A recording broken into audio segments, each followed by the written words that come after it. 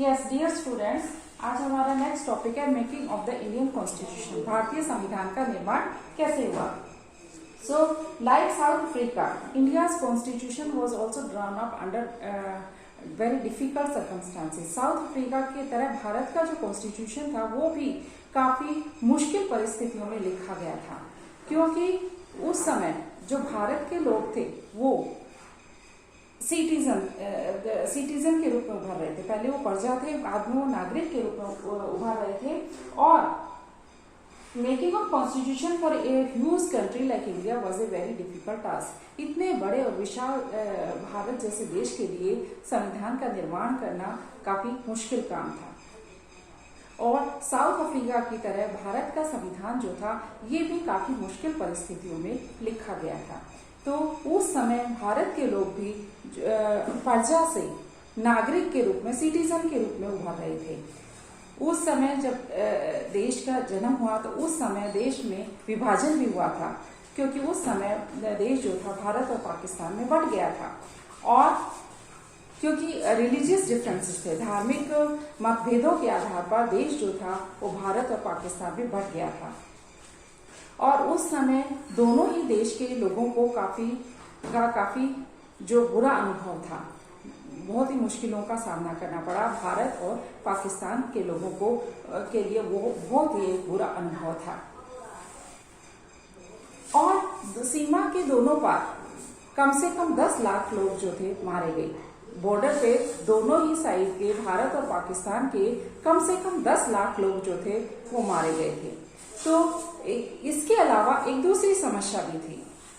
उस समय जो ब्रिटिश रूलर्स थे, तो अंग्रेजी जो शासक थे, ब्रिटिश रूलर्स, उन्होंने ये जो रियासतें थी, हमारे रजवाड़े थे, तो उन पे ये छोड़ दिया था कि वो भारत में मिलना चाहती हैं या पाकिस्तान में मिलना चाहती हैं या इंडिपेंडेंट रहना चाहती हैं। अब उनको मिलाना भी जो आसान काम नहीं था, ये भी काफी एक मुश्किल और अनिश्चित काम था कि उनको कैसे मिलाया जाए। जब संविधान लिखा जा रहा था, जब कॉन्स्टिट्यूशन जो था वो लिखा जा रहा था, तो उस समय देश का जो फ्यूचर था, देश का जो भविष्य था, इतना सुरक्षित नहीं दिखाई दे रहा था जितना आज दिखाई देता है। उस समय जो कॉन्स्टिट्यूशन मेकर थे, जो संविधान निर्माता थे, उनको देश के प्रेजेंट और फ्यूचर दोनों के बारे में जिज्ञासा थी, दोनों के बारे में उत्सुक थे। उस समय जो कॉन्स्टिट्यूशन मेकर थे, संविधान निर्माता थे, वो देश के वर्तमान और भविष्य के बारे में चिंतित थे। The path to constitution. अब हालांकि इन सब मुश्किलों के बावजूद जो इंडियन कॉन्स्टिट्यूशन मेकर्स थे, उनको एक बड़ा फायदा हुआ। मतलब साउथ अफ्रीका के लोगों की तरह उन्हें जनमत तैयार नहीं करना पड़ा। साउथ अफ्रीका के लोगों की तरह उनको जो था एक जनमत तैयार नहीं करना पड़ा। और उन्हें मतलब कि जो लोकतांत्रिक जो भारत है वो कैसा होना चाहिए, इसके लिए उन्हें जो था एक जनमत तैयार नहीं करना पड़ा, क्योंकि ये उन्होंने जब भारतीय लोग आजादी के लिए संघर्ष कर रहे थे, तभी उन्होंने एक जनमत तैयार कर दिया था कि जो डेमोक्रेटिक इंडिया है, लोकतांत्रिक भारत है, जो आजाद होने के बाद वो कैसा होना चाहिए। हमारा जो नेशनल मूवमेंट था, हमारा जो राष्ट्रीय आंदोलन था, वो विदेशी शासन के विरुद्ध ही नहीं था। हमारा जो राष्ट्रीय आंदोलन था वो विदेशी शासन के विरुद्ध संघर्ष ही नहीं था। हम जो थे अपने देश को एक करना चाहते थे। हम जो सोशल और पॉलिटिकल दृष्टि से हम अपने देश को बदलना चाहते थे। सोशल और जो पॉलिटिकल वैल्यूज थी उनको हम जो थे बदलना चाहते थे। और इस तरह से लोग जो आजादी के बाद भारत कैसा होना चाहिए, इस पे आजादी के संघर्ष के दौरान भी लोगों में मतभेद थे कि एक स्वतंत्र भारत कैसा होना चाहिए। इस बात पे जो आजादी के लिए संघर्ष कर रहे थे जब लोग, तो उनमें इस विचार पे मतभेद था, विचारों में मतभेद था कि कैसा होना चाहिए। और वो डिफरेंसेस आज भी हैं, लेकिन कुछ ऐसे बेसिक रूल्स थे, कुछ ऐसे बेसिक नियम थे जिन पे लगभग सभी जो थे वो सहमत हो गए थे।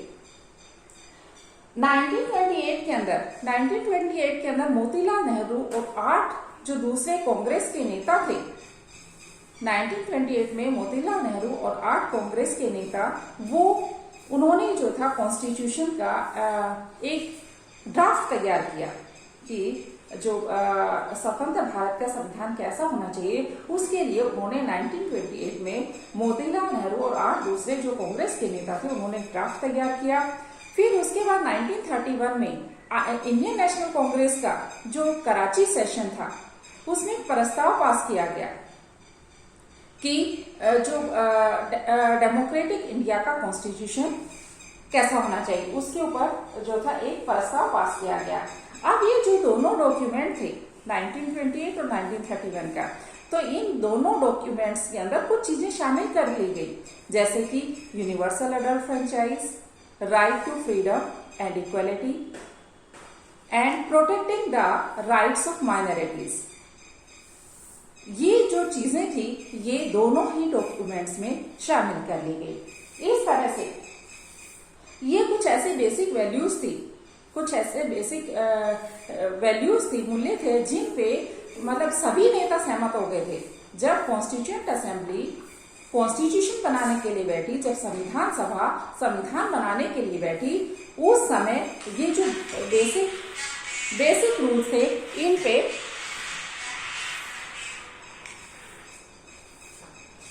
तो इस तरह से कॉन्स्टिट्यूएंट असेंबली जब कॉन्स्टिट्यूशन बनाने के लिए बैठी तो कुछ बेसिक रूल्स पे जो थे ये हमारे जो नेता थे ये सहमत हो गए कि हमारे कॉन्स्टिट्यूशन जब बनेगा, आजाद भारत का जो कॉन्स्टिट्यूशन होगा उसमें ये चीजें शामिल की जाएंगी। अब फैमिलियरिटी विद पॉलिटिकल इंस्टीट्यूशन। औपनिवेशिक शासन में कुछ लोग जो थे वो पॉलिटिकल इंस्टीट्यूशन से फैमिलियर हो गए, पॉलिटिकल, और उसका फायदा उन्हें हमें अपने जो इंस्टीट्यूशन डिजाइन सेटअप करने में मदद मिली। अपने इंस्टीट्यूशन डिजाइन जो थे उन पे सहमति विकसित करने में हमें मदद मिली, क्योंकि हमारे कुछ लोगों ने जो थे इसमें पॉलिटिकल जो इंस्टीट्यूशन थे ब्रिटिश रूल में उनसे वो फैमिलियर थे, उनमें काम किया था। ब्रिटिश जो ब्रिटिश रूल था उसने केवल कुछ लोगों को ही वोटिंग राइट दिए थे। अंग्रेजी शासन में केवल कुछ लोगों को वोटिंग राइट दिया गया। तो इस तरह से वो वीक लेजिस्लेचर थे, मतलब सबको जो था वोटिंग राइट नहीं था, तो वीक लेजिस्लेचर था।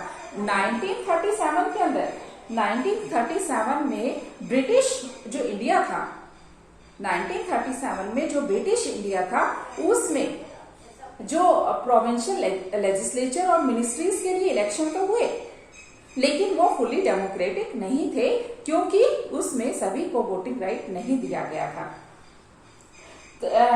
लेकिन उसका फायदा ये हुआ कि हमारे जो लोगों ने उसमें काम किया, तो उससे जब हमने अपने इंस्टीट्यूशन सेटअप किए तो उन्हें अपने इंस्टीट्यूशन स्थापित करने में और उनमें काम करने में इन लोगों को मदद मिली। और यही कारण है कि हमारे जो बहुत say that is why Indian constitution, यही कारण है कि भारतीय संविधान ने भी बहुत सारे इंस्टीट्यूशनल डिटेल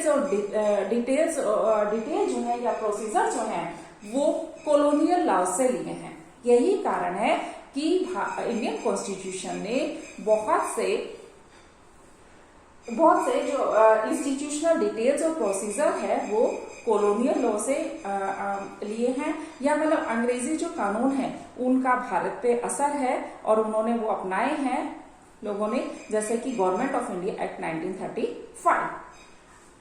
अब सालों तक कॉन्स्टिट्यूशन के फ्रेमवर्क पे जो काम हुआ, कॉन्स्टिट्यूशन का ड्राफ्ट तैयार करने के लिए जो सालों तक चिंतन किया गया, उसका एक और फायदा हुआ कि क्या हुआ कि हमारे जो नेता थे उन्हें दूसरे देशों से सीखने पर कॉन्फिडेंस प्राप्त हुआ। उन्हें कॉन्फिडेंस आ गया, दूसरे देशों से उन्होंने सीखा, लेकिन अपनी टर्म्स पर, अपनी शर्तों पर। हमारे बहुत सारे जो नेता थे वो फ्रेंच रिवॉल्यूशन के आइडियल से प्रेरित हुए, इंस्पायर हुए। फ्रांसीसी क्रांति के अंदर जो आदर्श थे उनसे हमारे बहुत से नेता प्रेरित हुए। इसी तरह से पार्लियामेंट्री पार्लियामेंट्री डेमोक्रेसी जो है ब्रिटेन के अंदर, उससे भी प्रेरित हुई।